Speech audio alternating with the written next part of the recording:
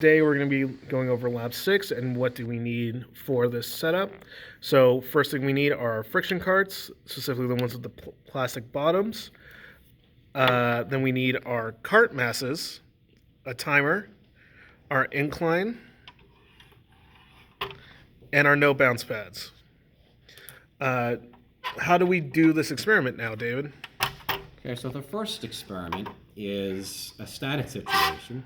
What we're going to do is we're going to increase the angle that the incline is until the cart starts to slide. So we're trying to find that maximum angle where the cart, then the angle where gravity overtakes friction. So I want the maximum friction, so I need the maximum angle where the cart can stay static.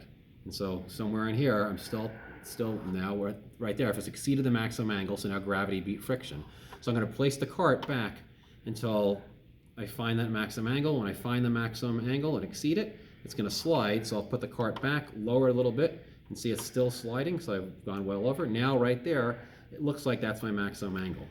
So with my maximum angle and the weight of the cart, that'll be all I need to proceed to get that'll all I need for the data to proceed for the analysis of this activity. The second activity is the kinematic part.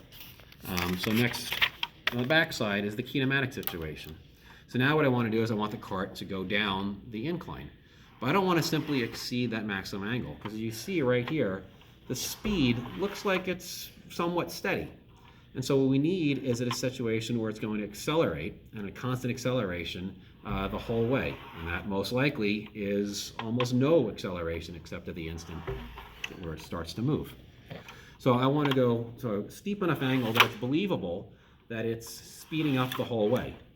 And so if it's speeding up the whole way, it's a good bet that it's accelerating the whole way. If I go too high, then the time to get down there is going to be way too quick for you to measure. And too low, well, it's probably not really accelerating most of the way. So somewhere in between, I find that max angle. I find that a good angle where it's going to accelerate throughout the whole way, so I can get some good data. And so I'll measure the distance that it goes down, and with the time is all you need to do this part of the lab.